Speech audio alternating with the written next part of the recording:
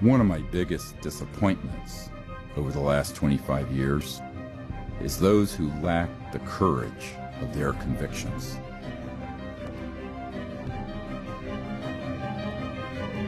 If 1% of the people who I've talked with, met with, or briefed had that courage, this would have all been fixed long ago.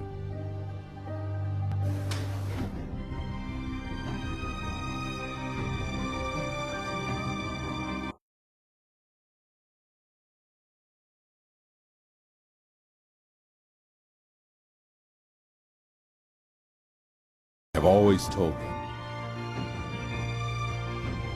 if you won't do it, I will. So here goes.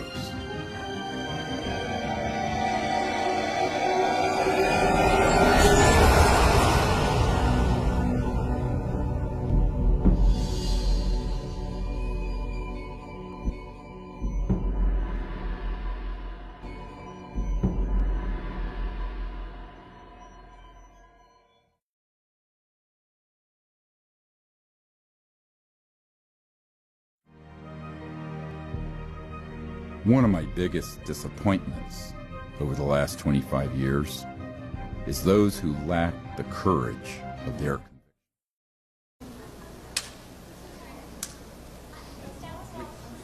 So we're doing a live stream global. Hi, I'm Ron James, and you are with us live at the theater here in LA where Stephen Greer is premiering the new movie Unacknowledged. Now, this film has set a new record for the amount of money raised through crowdfunding for a documentary, and it only surpassed the record previously established by his last movie, Sirius, which broke the very same record. Congratulations on a milestone achievement, and it's wonderful to be back here. Good to see you. Thank you. So, Stephen, how does it feel? We were here together for Sirius, and we're here back again. Exactly 4 years ago. So 4 years ago, we started the film Sirius here and kicked it off.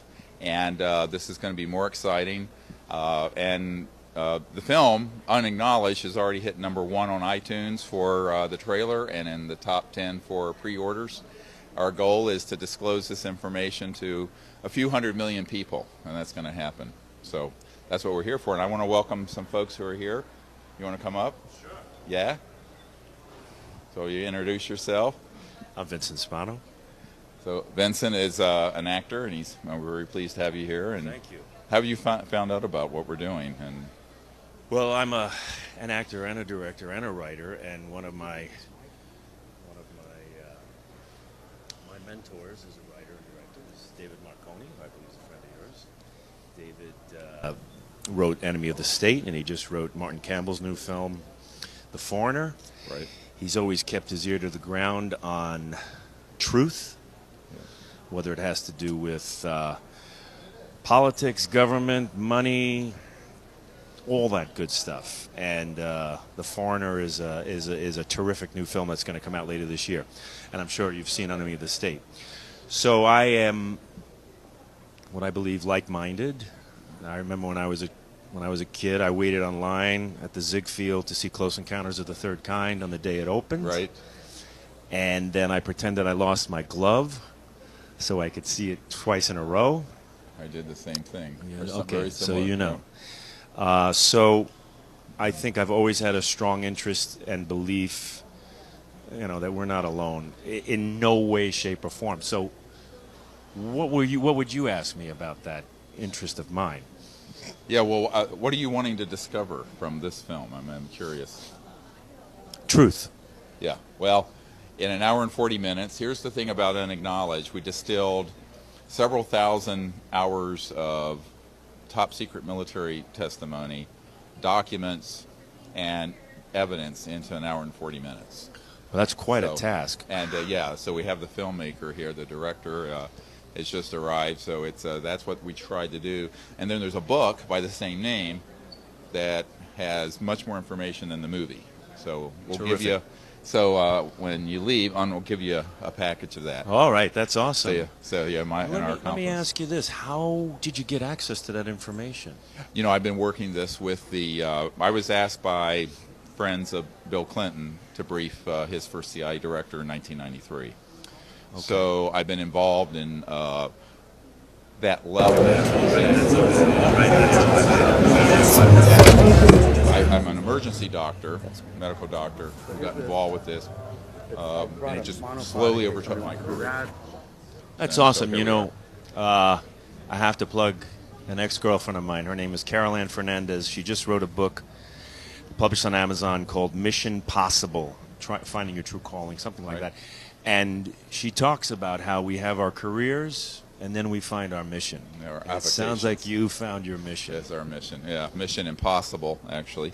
But no, possible. You did it. I'm just kidding. It is possible. You manifested it. You created it. So it's awesome. Well, thank you. I'm so glad you're here. I'm very excited to see what you've put together. I really am. I think you'll enjoy it a lot. Thank you. Good luck with the project. Thank you. So, have you something over here? You want to go this way? I will. Yeah. Who's this? Where's Ron? All right, so you need to stay up here. Or somebody needs to stay up here. There you go. So,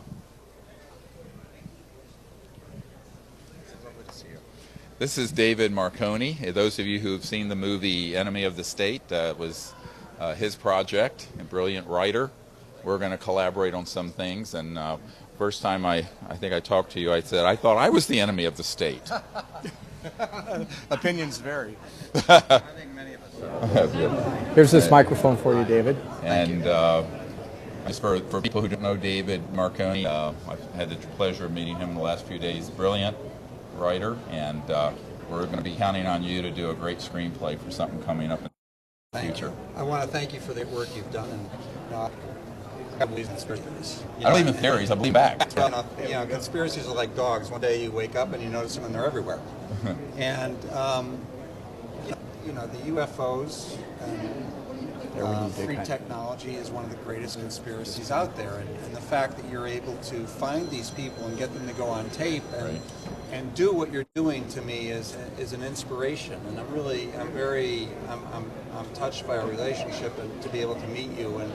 And if we can come up with a great project that would somehow, elevate this in a kind of a Hollywood type film, reach a lot of people, it would be terrific. It's about educating 7 billion people about something. Half the public know UFO and the government's hiding something. What they don't know is how they're doing it, why, and that's what this is about. Yeah. Well, I think it's. And the why is the hardest thing to answer. Yeah. But I want to thank you, and it's my pleasure. I think it's very, very important work that you're doing, and I'm very honored to be here tonight. I appreciate it. So, yeah, you want to ask a question? Is there a kind of a? I've got my own mic. Is there an underlying sense among people in the entertainment industry that you've noticed that kind of reflects an awakening to this topic? Because for a long time it was considered to be, something that was ridiculed, and more people in high-profile positions are coming out and saying, yes, I believe this to be true, and yes, I believe that things like this are going on. Have you noticed yourself that there's more acceptance among your peers? I'm talking from personal experience in that I've witnessed things 3 or 4 times that, when I was growing up, when I was 7, 8, 9, 10, I used to build model airplanes. I knew what a jet airplane looked like. I knew what a prop airplane looked like. I knew what the Wright brothers airplane looked like because I built them all. And one day you're walking in from recess, and it's like you're like 8 years old, and you're with like 10 of your friends, and you look up and you see something, and it's not an airplane. And you're like, well, what's going on here? And it really affected me. And ever since then, as an individual, as a person, I became very curious about this entire subject matter, which eventually led me to Dr. Stephen Greer, because he is he's been compiling all of these people together and putting together a coherent message that people can somehow understand. But for me, it's been a very personal journey because of things that I have witnessed on a personal basis. And I know Clinton has seen, or Jimmy Carter has seen things. Many people have seen things, but obviously it's not in the interest of big oil and all these other people to come out with the information on free technology. Because who wants to hear about that? Because suddenly you have a multi-trillion-dollar industry that's going to be displaced, and that is it's a disruptive technology. The ultimate disruptive technology and information. And to bring something like that in, to bring something like that in, it disrupts the entire world, and Right. that's very scary for a lot of people. Ultimately, it'll be a better world, but it's not a world that won't come without growing pains and displacement and everything else. And you're what we call an experiencer. So there's people that believe, and there's people that have had something happen to them, whether it's an eyewitness event or an abduction event or anything along those lines where you actually went through something. See, what you don't know about that is a lot by using that word. So here's the thing: when this movie, what you're going to find out is that about things that are in the category of the usual UFO ghetto, like he just mentioned. Those have been done by the counterintelligence community for 60 years. And these are one of the biggest, most shocking things in this. So I always tell people who studied UFOs know the least about it because they don't understand how counterintelligence works. So part of this expose is to show people what's going on in the counterintelligence area that has brainwashed the public on this subject to make everyone docile and accept World War III that'd be interplanetary. Right. Well, we don't have And so that's really, to me, that's the part of this that's the most important, because the only thing worse than keeping the secret is for it to be disclosed in a false way that leads to an interplanetary conflict. So I think that's one of the chief purposes of this film, is that I got a heads up about a year and a half ago that that's getting fast-tracked, where they would false flag some events to stampede the planet into what Douglas MacArthur said in 1955 when he said World War III will be interplanetary. So I think this is the biggest problem we're going to be facing over the next few years. Well, you have to keep fear of an outside threat. Yeah, You know, we need a new enemy. If you want the herd to gather around the leader, you need fear of an outside threat. Right. And whether it's a false flag event that creates terrorism or whatever else you want, you have to keep the public in fear, because that's how you keep them gathered around the leader. Well, that's how you control them. You know, and it's not just about UFOs. It's about, the selling of wars is as old as the history of mankind. Yeah, ultimately it's about control. Yeah. Yeah, the control of the populace. It's the Yeah. same. It's the same story Yeah. told over and over and over Right, again. right. Well, thank But you anyways. again. Oh, it was a pleasure. And really, look, I can't wait to see I'm the so movie. glad. And look, there's we have some wonderful goodie things bag. for you. Oh wow. Yeah, Okay, I can't wait. you deserve it, man. You head this way. Thank you. I'll see you Pleasure. later. Very nice to talk to you. Nice to Thank you. So, Dr. Greer, can we talk a little So, bit about that false flag thing for just a moment? Hello. I'm Dr. Greer, and you're I'm Gina Carano. so. This is gonna be kind of funny. That's fun. So what is your background? I am a mixed martial artist. Used to do cage fighting for about 8 years, and then I moved over into action actress. Steven Soderbergh kind of discovered me from the movie Haywire in like 2005. Right. Yeah. Haywire. Yeah. that do you guy? know Well, that? yeah, I do. Just move the Awesome. camera. I can tell when you're lying. Were you in Fast and Furious, or Yeah, I was in Fast and Furious also. 6. which one? Six. Yeah. Are you Well, fan? they're on Fast and Furious 81 now. Yeah, No, I'm just kidding. yeah. It's going into like they're all getting spin-offs. Yeah, And I right. just get killed off. Yeah. Are you a fan of action movies? I like action movies that are based in actual events, which is the next thing we want to do. Right, right. Yeah. So what's your favorite action film? Well, I don't know. I would say I really liked Argo. Oh yeah, that was Okay. amazing. Yeah. Ben Affleck. Affleck's. Yeah. I really enjoyed that. I liked Aaron Brockovich, because Oh, it's a yeah. story of a person, ordinary person like myself. I'm a country doctor from North Carolina originally, taking on the national security state, Yeah. and she was taking on PG&E, I believe it was. Very similar storylines. If you look at Aaron Brockovich and you see what happened with the corporate death threats and all this stuff, it's very similar to this subject. Oh, interesting. Yeah, So and you that was did- based on a true story. So if it's based on a true story, I find it more interesting than Yeah. fiction, Yeah. personally. So the director who did Aaron Brockovich is the one that broke my career, like into like. So Oh, he- wonderful! Cool. He did Haywire. So it's interesting that Yep, you brought that yep. up.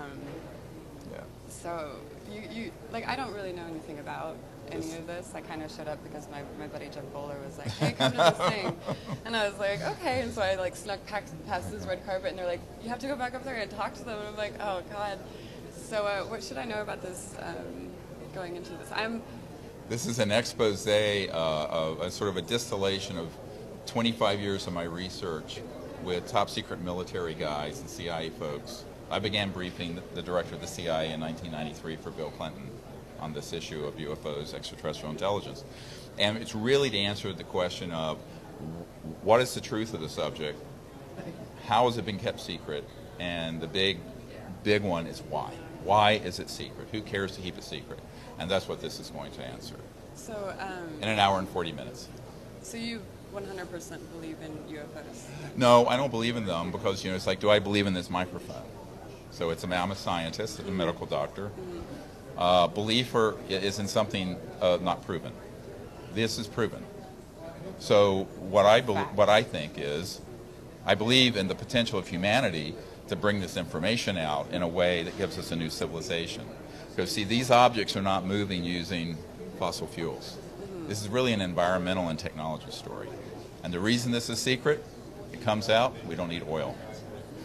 And we don't need freeways. That and we was the don't most fascinating answer I've ever heard to that question. Yeah. And actually, this is exactly the question that was asked of me by the CIA director and the head of the Defense Intelligence Agency and the Senate Intelligence Committee. Why is this secret? And when I would explain that this is a technology issue and it's about the future of the human race getting off the 1800s power system and electric grid, but the people who control that, and it's hundreds of trillions of dollars involved, they don't want that change to happen. I can see So that. when the president tries to make a move in this direction, he's told not to. And no president since Eisenhower's had control over these covert programs. And the word unacknowledged comes from unacknowledged special access projects. What that means is it's a military speak for a black project that's so black it's being run in a criminal way outside the oversight of the president and the Congress. So that's what we're exposing. My mind just was like, how? I have a personal question. Maybe it's too personal. So has your life been threatened by the government then? Yes, but Yes. I'm not worried about that now. Yeah. Sorry, I'm not even the interviewer here, but I just have. No, you have good questions. I love your questions. They might be coming from an innocent place, but No, I it's don't beautiful. really know anything about this. But Well, thank you. I'm very glad that Yeah. you're here. Thank you very much. And we have some of the book. There's a book, by the way, that is about 10 times more information than the movie. It's coming out today also, Congratulations. called Unacknowledged. So Excellent. I can't wait we'll to get check the it out. and one of these beautiful posters. Maybe this is just going to completely blow my mind right Yeah. now. I can't wait. Yeah. Let me ask you something. If you were to watch this movie and then you started doing some of your own research and you began to realize the validity and the importance of this topic, because I consider it to be one of the two most important questions facing humanity. If you were to solidify around this, would it enable you or inspire you to be more active in talking to people about it, in trying to help groups that are trying to get the government to tell us more, and to just work more on wanting to get to the truth? I think that. Would it be more of a personal, would it have more personal importance to you? I think that that's kind of like an interesting question because no matter what, like, I can say, okay, I'm gonna go have this fight, but I know damn well that like when you go and have an actual fight, it's a completely different story than actually just saying that you would have a fight, you know. And I think that anything that affects you personally, like no matter what, you start looking at you start looking more into it. And I think that like through your life, like it's pretty bold that you're out here like telling your story. Am I right? Yeah, in the 90s I had 3 members of my team assassinated helping Yeah. us, and a former CIA director, Yeah. Bill Colby, was assassinated helping us. It's going to be in the film. That's amazing. And so it's very intimidating initially, and then you kind of learn to take it in stride. Right. Because And, if you're in you know, Russia, you it's- get offed right away, right? Like if you like. Yeah, and that's what was happening to us because we Yeah. were too obscure. So by being not obscure, there's a certain level of protection. Yeah. And I always tell people, don't underestimate the fact that there are a lot of people in classified projects who want this information out, Yeah. but they don't have the final control at this point. Right. So And- it's moving in that direction. And disclosure, I founded the Disclosure Project 2001, May 9th, which is the 16 years ago from this May 9th when the film is finally available to the public. This premieres before the release on May 9th. That event was seen by several hundred million people around the world. Wow. And So we've been struggling to move this information out to the public for a very long time. Because of fear. Well, I think the reason it's been kept secret is that people who are in control don't want to lose control of the current macroeconomic system. Right. The hundreds of trillions of dollars in the petrodollar, oil, the whole global economy is really controlled by a handful of global elites. And are they doing that because it would just be mass chaos if we knew the... No, it's because they like having the power. They don't want the people to have it. I think that more and more, to answer your question, the more I'm a truth seeker. I call myself a truth seeker. So that's where I'll leave that. And whatever you do with that, it's all a matter of like your personal conviction. So I'm happy to be here. I'm a newbie to this whole entire environment, but I'm actually I always find myself showing up for reasons. So I'm glad to be here. And thank you. It's a pleasure to have met It's you. a pleasure to meet you. Yeah. Thank you so much. Okay. And my assistant Un has something for you. Thank you. Yeah. I hope you guys have the best night. Thank you. So, Dr. Greer, let me ask you a question real quick. Nice to meet you. Nice to meet you. Tell me about your background. I'm the founder of Judicial Watch. Hi, nice to meet you. And Freedom Watch. Oh, excellent. And we're a public interest group that fights against government corruption and exposes. I almost Lies contacted of you government. guys when the government tried to put me in prison for doing what I'm doing. Really? Why did they do that? That's a very long story, and we don't have We'll time have to for get it. together some other time and you'll tell you me. wouldn't believe the fascist tendencies of the national security state. Well, I that's do gone believe out of that. control. I Yeah. actually brought 2 lawsuits in the last 3 years Wow, against the NSA, CIA, and we enjoined them twice. good for you. And that gave rise to the USA Freedom Act. And now Right. we find out they're, of course, it's predicted they're violating it still. Oh, sure. Yep. They even got into my phone in the last few weeks, so I'm I'm always- suing them again. He says a little higher. Oh, sorry. Yeah, well, that's Sorry. wonderful that you've done Yeah. that. And I've known of your group for many years, admired it, and Thank you. we should exchange information. I may need you guys sometime. We should. Let me give you my card Thank you. on that. Yeah, and I have my card. Un can give you a card Okay. also. This is so awesome. Well, a lot of people don't realize that this crosses all the political divides most people think about. It This does. secrecy, because Eisenhower was a Republican who coined the term "beware the military-industrial complex." Right. He actually had been denied access to these projects by the end of his term, which is why he made that statement. The Barry Goldwater, if you remember, you're probably Of course, yeah. Senator Goldwater and I had long discussions about this, and when he was trying to find out about this, he was threatened. And here was a very conservative Republican who had been on armed services and intelligence, ran for Right. president. It's not a 64. political situation. It's not a no. political issue. No. It's really, it's about authoritarianism and fascism, whether it's left or right, that has overtaken our It's democracy. control. And our democracy is being run amok. They don't want to admit there may be another force out there that challenges them, you see, ultimately. Yeah, they don't want to admit that classified projects working on this since the 40s have figured out how to get us off oil, gas, coal, nuclear Right. power, and public utilities. And that's the big issue. Well, like I was saying, there are forces that are greater. David Marconi is a friend of mine. He invited me here today. Oh, wonderful. The yes, great he's writer awesome. who wrote Enemy Yep. of the Yes, State. yes, sure. We just had him here. Right, Yeah. right. But there's a lot of things that we don't understand, and even the President of the United States is really not in control of what goes on here. No. He's the puppet. I don't know if you've seen the chart when it deals with this, with the UFO and extraterrestrial issue. The president's at level 21. This issue goes up past compartment 40.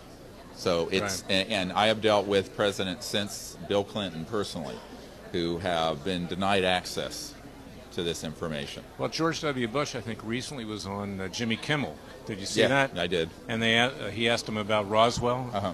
He says, "Is it really true?" And he says, "I can't tell you. My kids asked me that, and Yeah, I right. can't discuss it." But I'll tell you a So funny. and who are they in control? They're controlling the president of the United States, And so what happened to our democracy and constitution? This is the question. I'll tell you an interesting story. I represent Cliven Bundy, the rancher in Nevada. Sure. I'm a criminal Right. defense. Sure. Yeah. So I'm walking out of Pahrump prison about 2 Right. months ago. Right. And it's high security. Right. And I say to one of the guards, I say, this reminds me of Alcatraz. You don't have San Francisco Bay, but you've got rattlesnakes. I mean, it's the middle of the desert. He Right. says, rattlesnakes are not what we worried about. I said, what are you worried about? He says, we see UFOs here every night, Yep. overhead. Right. Right. And I mean, who knows what they are? Yeah. Is, Yeah. are A they huge aliens? number of them are man-made. And that's what Yeah. the biggest, if you look at the display downstairs, you'll see a whole display of things that the public call UFOs that are made by Lockheed Skunk Works, Boeing, Phantom Works, Northrop Grumman, et cetera, and so on. And what people don't understand is that those have been used in clandestine ways by humans since 1954. The date that's going to shock everyone is that gravity control and zero-point free energy was mastered October 1954. And Well, look at the TGV, the train in France or in Japan. I mean, Right. it lifts off the track. It's anti-gravity. So why can't it be taken a step further? And it has been. Yeah. For 60-some years. Well, and David Marconi believes, our mutual friend, that there's an alternative space program, which kind of makes sense, because what have we really done since the early '60s? We haven't really progressed that much in terms of what the public knows. And we're still using rockets from Wernher von Braun in 1940s, right? Right. Are we to suggest that our cell phone has advanced like it has, but yet the space program has not? Right, exactly. Yeah. This is the point I make to people. On all those big advancements have been paid by the taxpayers of the United States, and where's our dividend? Where's our benefit? Well, it's an interesting story. Years ago, I filed a Freedom of Information Act request for all the information the government has on UFOs. And it came back and it said, well, everything is on our website. I didn't pursue it because I was busy. I had other issues.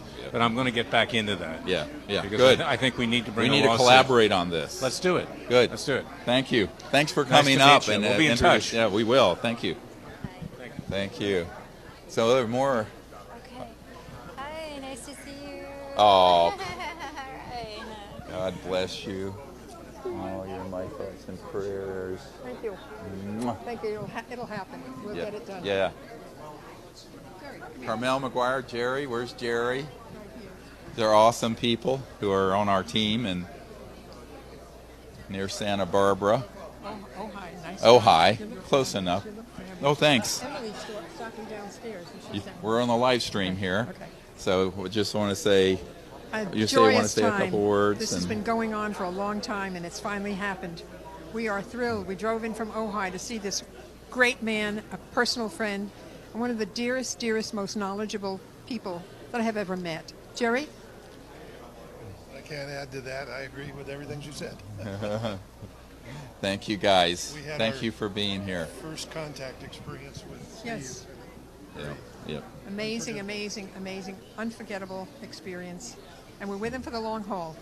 Absolutely. Have a fabulous evening tonight. God Thank bless. you. Thanks so much. Okay.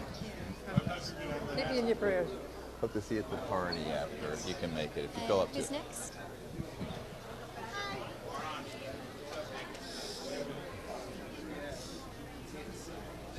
Just in a little bit. So we're going to move in just a little bit more. Hello. I don't know Hello. if you remember because how could you? But I Just a little bit this way. Thank you. Oh, there's a hole here. There we go. oh no, I just wanted to say. Well, thank you. So tell us who you are and I'm how you're up here. Kathleen, And So are- Kathleen Higginson, I've met you before, and I came from Florida, All right. Thank you for coming. and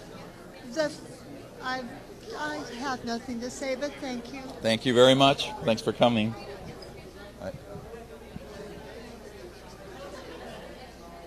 She just told me to go this Yeah, way. he just wanted him this way. So, yeah. On.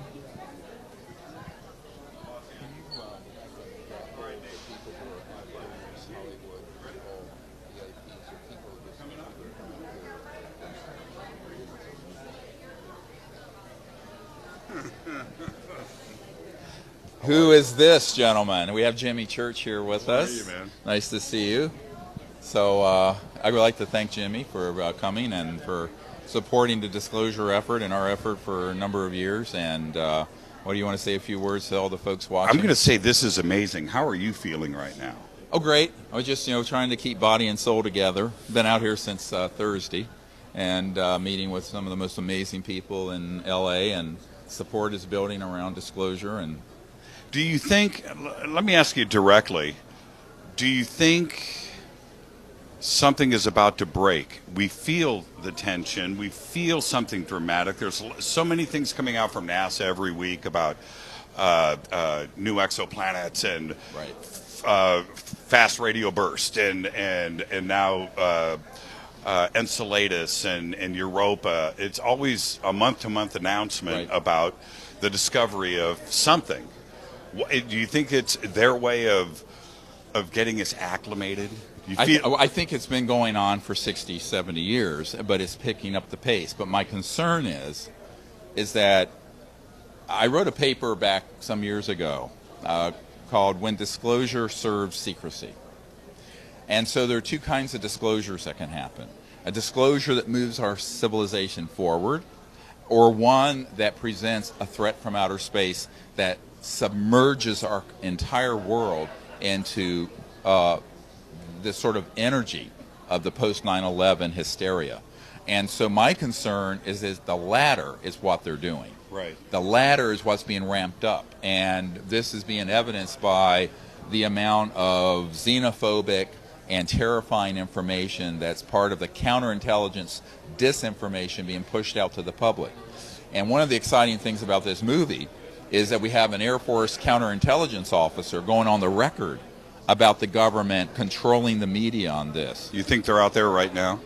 And hoaxing things like abductions and what have you. So I think that what people have to understand is who benefits from the fear. The same devils who have been controlling the planet for decades, if not centuries, around war and conflict. So I think that what I feel is that we have to decide as a people, do we want a disclosure that benefits humanity and that is truthful, or are we going to run scared with a disclosure that's controlled by the national security state that would like to see endless war? And I think this is the choice of our generation. What about this kind of support from Hollywood, Sony, Orchard, behind a film like this for the first time that I could think of, where it's been this dramatic and this forward? That certainly has to say an awful lot. Yeah, and from even other quarters that I'm not permitted to talk about yet, but in a few months the world will know about. So this information in this film has potential to reach more than 100 million people within the next 4 months. So the exciting thing about that is that people are realizing that it's time for the truth to come out, and also it should be the full truth, not a half truth. And the full truth is that a huge percentage of the information that's out there on the internet on this subject is counterintelligence disinformation designed to scare people. And as Werner von Braun, the man who invented the rocket for Adolf Hitler, said on his deathbed, basically they want to be able to create a threat from outer space that is completely a hoax. And so our concern, and the reason I rushed to get this movie finished in 12 months, is I'm getting intelligence and information that is being accelerated. So it's kind of a race between the folks who want the truth out in a way that would benefit Earth and the human race, and people who want to pop a surprise on the planet that would sink us into something much worse than the aftermath of 9/11. And I think that's really what we're up against. What does this say to you? This kind of response, downstairs it's a madhouse, right? It's I haven't been there in a while. Well, it took me a while to get up here. Let me sure, just say that. yeah. So, and what does that say to you? I mean, everybody is using the D word daily, disclosure. Disclosure, yeah. Well, what it says to me, and we have so many great media groups ranging from Huffington Post to Associated Press to Breitbart News coming forward wanting to get this information. To me, it says that we've reached a critical sort of mass of people interested in the subject who knows that it's real and it's time to bring it out. And to me, that's very good news, very exciting news. At the same time, we have to be prepared for that being hijacked and taken over by people who have an agenda that would serve the purpose of the secrecy. The purpose of the secrecy to this date is to keep the technology secret and to hold that card back, to play the threat card from outer space at the right time. And then Werner Braun said that in the early to mid 70s, and 40-some years ago. Right. So the question is, can we find people of goodwill who can understand the nuance of this issue. You know, obviously, you know, the majority of Americans think UFOs are real and the government's hiding something. What this film and the book is actually 10 times more detailed than the movie. And by the way, all of you should ask your local booksellers for Unacknowledged the book, because if we can hit the New York Times bestseller list, that will move disclosure forward by leaps and bounds. Well, I'm going to let, you've got tons of people that want to jump in here. Yes. I will say this to everybody out there. Stephen will be on with us on Coast to Coast in about 2 weeks. He hasn't formally accepted, but he will now because we're streaming live to the world. And so there you go. Stephen, congratulations. Thank you. From all of us. Thanks for coming and your help. I appreciate it. And we'll see you tonight after the Thank you. the show. Thank you so much. Thank you. All right. Hi. Oh, you want you? Oh, okay. Who's next? Okay. Those are signed. Thank you. You know what? Oh, good, great. I need it. I got kind of burned. Hi. Hi. Nice to meet you. Nice to meet you. I'm Dr. Arthur Greer. Sarkisian. What's your name? Arthur Sarkisian. Nice to meet you. I'm a producer. I produce the Rush Hour movies. Oh, Rush Hour. Yeah, that's what we were in today. Right. And I've been working with David Marconi on a new one. And I'm very interested in your subject matter. Wonderful. I'm very, very interested in UFOs and new technologies. And I just love to be here. And I wanted to see your show. Maybe you can help us with the next project. Absolutely. Why not? I would love to. That would be wonderful. I appreciate you being here. Nice to meet you. Thank you so much. Thanks for coming. Hi. Hi, how are you? It's good to see you. How are you? Good. Hi, Susan Manowich from New Energy Movement. Yes, how are you doing? I'm doing great. How are you feeling this evening? Good.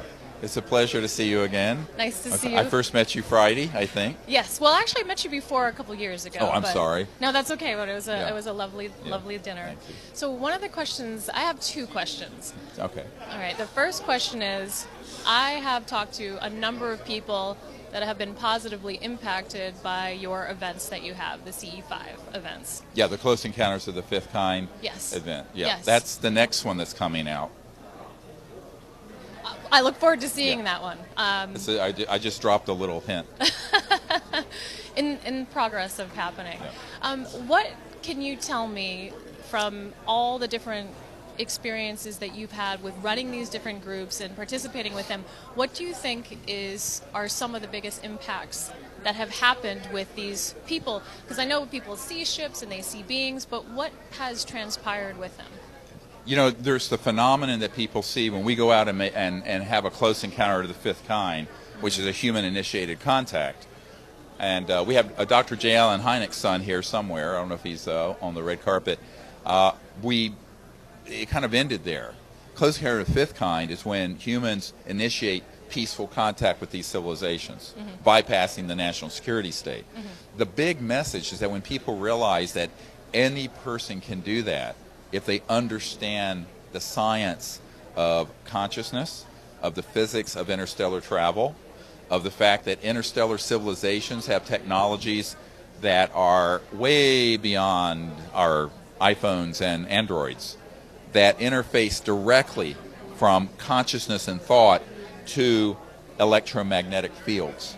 And that when we're out under the stars doing this together, and that becomes demonstrably true to 30 people who are seeing it all at once, a paradigm shift happens, a consciousness opens where they realize that the world isn't what we've been told it is, that the world is a multi-dimensional universe, and that these civilizations are passing through other dimensions, getting here from point A to B, but that all of that is recapitulated or folded within every human being. And so the potentiation that humanity has to experience that and make that happen is folded in every single human being. And that is the ultimate disclosure, is every human understanding that and saying the government can't control 7 billion people who awaken to the fact that we're children of Earth and we can make contact and there's nothing they can do about it. Right. So I think it's very empowering. Very empowering. On a personal level, I would say people have experiences in a week expedition like that who have been involved in studying this issue that exceeds 20 years of their prior experience. Right. It's very intense. Right. And it's also a jump in their understanding of how maybe what their function is on the planet and what they can do also. And also the complexity of it, because when we'll have one of these events happen, we'll have an ET craft come in, and within seconds there are helicopters, jets flown in that are military trying to suppress that event from happening. Right. So it's a very dramatic thing for an average person to come out and see. It's not at all frightening, at least not to me. Of course, I'm an emergency doctor, so people come in with Tech 9s and 10s trying to blow your head off. So, I mean, but I think that for people who come and realize that human beings are actually equal to any civilization out there, but we haven't realized that potential. Right. And so it's about self-actualization, self-realization. And most people wouldn't think of that when they think of UFOs and ETs, but ultimately that is what happens to people inside. Right. It's about their growth. Yeah, their growth. Absolutely. Yeah, it's a huge growth. One last question. I don't want to hold things up too much. Yeah. So you and I are in a similar arena with working to get new energy technology out. Yes. What do you think that you've seen change in the last couple of years that you feel is encouraging and inspiring to try to get this out? Well, I think the biggest is that there are more and more people realizing that this is all true and not mythological. And then once you ask the question, if the UFOs are real, how are they moving around? And they're not using rockets, and they're not using Jet A fuel. So it's opening up the question of why are we still using old fossil fuels and even nuclear power that's 100 and some to 70 years old when we've had these other technologies that are in classified unacknowledged special access projects. So for me, I think people are beginning to realize that our biggest problem is secrecy. And I want to point out to everyone listening at home, in the book, and I think it's in the film as well, that you'll see beginning May 9th, if you're not here personally, it's the date of the release of the film. The first director of the CIA said that the secrecy related to UFOs is a threat to the national security, not the UFOs. Eisenhower warned of the same thing. But this was explicitly in a letter in I believe it was 60 or 61 to Congress. And it was actually published in the New York Times, where the very first CIA director was very upset that the uncontrolled black projects dealing with this issue that were sitting on zero-point energy, anti-gravity, free energy, and that this is actually criminal, but it's threatening the national security and now world security.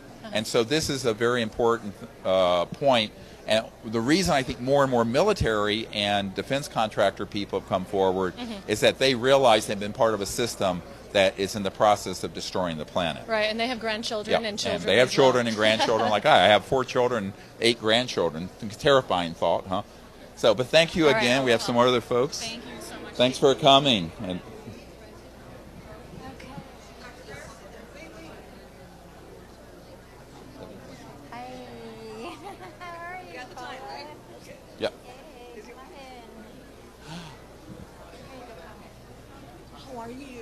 hey, there's someone there I want to have come up. Come up. Right? Yes. I've been crying ever since I saw you. I know. Okay, so we have a very special guest here, Paula Harris, who's helped me since the early 90s, and J. Allen Hynek's son is here. J. Allen Hynek was head of Project Blue Book for the Air Force, and then started the Center for UFO Studies. He came out with the fact that these were most likely interplanetary vehicles. He understood the interdimensional aspect of it and many other things, and admitted that the Project Blue Book was sort of window dressing. So we're very honored to have both of you here because you interviewed his father. Actually, I worked with his dad for 6 years. He's the one that got me. He's the one that got me involved in ufology. Right. If it wasn't for his father and the fact that I spoke Italian, I wouldn't be standing here. So what do you remember from your dad? Well, I grew up. For me, UFOs are normal. Yep. So I grew up in a traditional house in Chicago, but we'd have things like UFO ornaments on the Christmas tree. So did we. There are paintings of UFOs in the garage, and we had people like Father Gill from New Zealand or from New Guinea, and from all over the world coming all the time to mention their UFO stories. So it was just natural for me. What's the most interesting story your father shared with you that the public may not have read or heard about? Well, I don't know if my father didn't share it. I don't know if I should, but I'll tell you my favorite story as a kid was with Father Gill when he came over he had a famous sighting in Papua New Guinea. Yep, I know that case. You know, UFO witnesses run the gamut from highly credible and corroborated to somewhat more sensationalistic, as I'm sure you know. Sure. And Father Gill was an Anglican priest in New Guinea who had an experience, and he came to Chicago for an ecumenical conference, not to discuss UFOs, but he came and my father invited him over, and he talked about how he had seen in the company of 500 New Guineans a craft about 500 feet in the air. Right. And a lot of commotion, and then he waved and he saw a creature come out on the ship and wave back. Right. A CE5. Yes. And at that point, he went back in, I think it was for, I forget which prayers of the day, but he went inside for prayers, Vespers. And he was roundly criticized for that, but the oath that he took wasn't that I will do Vespers every day unless I see a UFO. That was his routine. And so he's telling a story, and it wasn't the most sensationalistic story I've ever heard. There wasn't an abduction. There wasn't that kind of interaction. But he was so low-key and just answering the questions he was asked. Right. Very clearly possessed of all his faculties. And matter of fact, yeah. And matter of fact, and also very comfortable in his own skin. Right. And there were 500 other people that saw it. And I believe some radar corroborations from the other side of the country. So for me, it was one of the most compelling testimonies I'd ever heard. Right. Yes. And that was just dinner. That's wonderful. Monsignor Balducci, so Yes, Monsignor Balducci, yes, absolutely, at the Vatican. At the Vatican. Paula Harris set up that interview and meeting, and one of the things that was interesting, I don't know if you remember this, but when we were off camera, Monsignor Balducci was a senior theologian to Pope John Paul, etc. We were on the balcony, and he says, you know, I could not be giving you this interview unless Papa, meaning the Pope, wanted me to. Right, exactly. Yeah, so there's a lot of support for disclosure in places that are quite surprising. Yes. Yeah. Thank you. And thank you for being here. I appreciate it. It's a pleasure to work with you. You're an angel. She's an angel. Without her, we wouldn't have gotten this far at all. Jan. So good to see you. I'm very pleased to have the International Director of MUFON, the Mutual UFO Network, here. And he has been an enormously great support person and friend, and has done tremendous work. We've known each other for at least 20-some years. Over 20 years, yes. Yeah, Exactly. yeah. So what do you think? How are we doing? It looks beautiful. I can't hope for a very fantastic premiere tonight. So thank you for inviting me. Yeah, well, thank you. And I'll tell you that Jan Harzan is one of the people that in this field that he's going to do what he says he's going to do, and I very much appreciate that. And he's a enormously great man with tremendous integrity, and MUFON is lucky to have you. Thank you. Yeah, thank you. Well, we're all in this together, so let's make it all You happen. may not know that when I first had the idea to start the Center for the Study of Extraterrestrial Intelligence, and then the Disclosure Project in 1990. Now I'm dating myself. This is 27 years ago. I didn't know what to do or what to so I found out about this thing called MUFON and went to the 1990 MUFON International Symposium, which I believe was in Gulf Breeze or near there because of all the sightings in the Gulf Breeze, Florida area. And that was my very first event. Now, of course, nobody knew who I was, of course, but which was just as well. It was nicer then. I had more fun. But that was my very first event that I ever went to. Yeah. Well, if you remember, back in the early 90s, when you started the whole Disclosure Project, it was called Project Starlight. Correct. And at the time we met, I was living on a street called Starlight Circle. I remember. I was at your home. Yeah. Anyway, congratulations and have a great Thank you. I really appreciate it. watching the film. Thanks for coming. Appreciate it. Right. Wonderful. All right. Who else we have out there?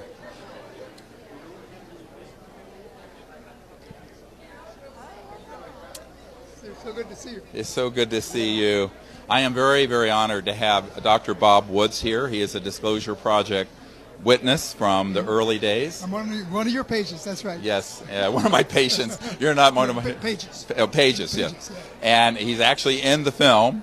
And why don't you tell them what you did, what happened at McDonnell Douglas when you were with the Condon Committee, just briefly. Well, okay. Yeah, years ago, my boss asked me, what should we tell the Air Force how to get to orbit and back 10 years from now? So I told him, why don't we tell them how the UFOs do it? So he said, go ahead and work on that. And so I read 50 books. And your boss was Old Man McDonald, right? He was ultimately, yeah. Yeah, of McDonnell Douglas. Yeah, that's right. So we wound up getting $500,000 to actually study that project in 1969. So how UFOs work. How they work, yeah. Yep. The question was, did we figure out how they worked before or after our competitor Lockheed? After. Yeah, that's right. Let me give you the date. Yeah. October 1954, we mastered gravity control. I believe that. Yes. Yeah. Yeah.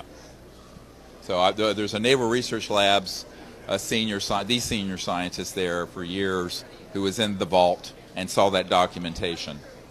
I think the Navy was way ahead of everybody else. Yeah. NRL, biggest defense lab in the United States. Of course, Thomas Edison started it, as you know, or you may not know. But yes, and so 1954 October. So if you look at your roads, your freeways, your cars, your jets, your trains, your boats, all of that's been obsolete since before I was a twinkle in my father's eye, and I'm no spring chicken. I'm really glad you're bringing that out. Yeah. Good. Thank you. Well, it's a pleasure and an honor that you're here. Thank you so much for all of your help. I appreciate it.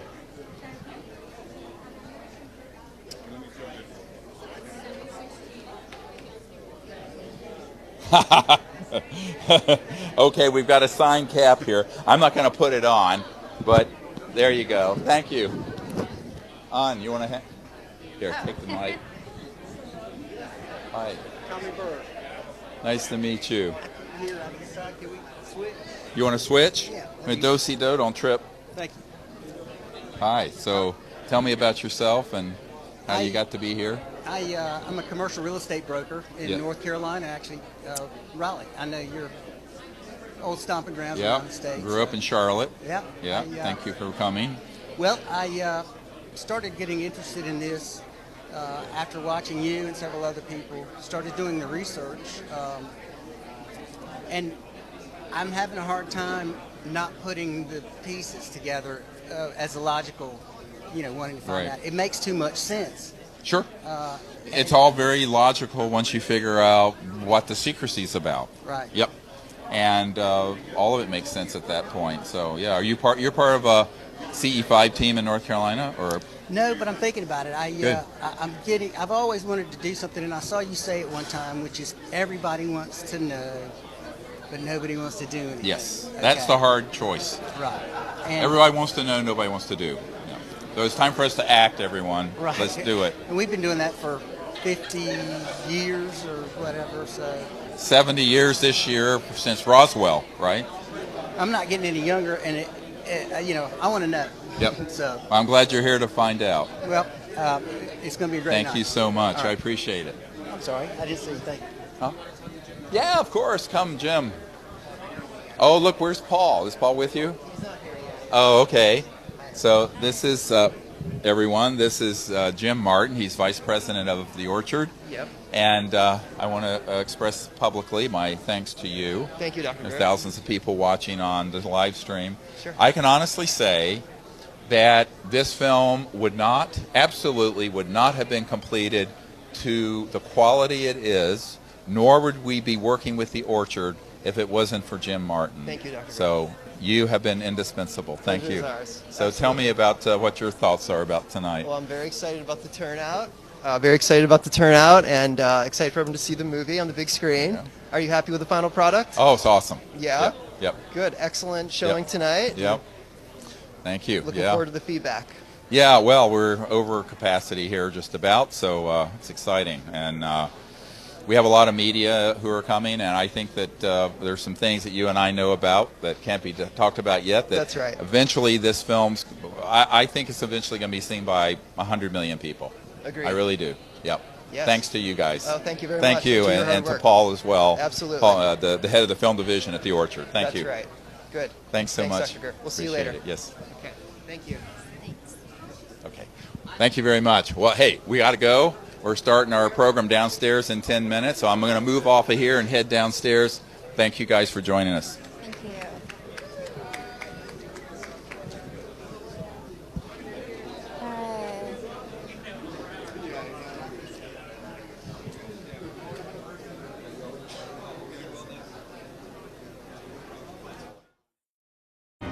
1% of the people who I've talked with, met with, or briefed had that courage, this would have all been fixed long ago.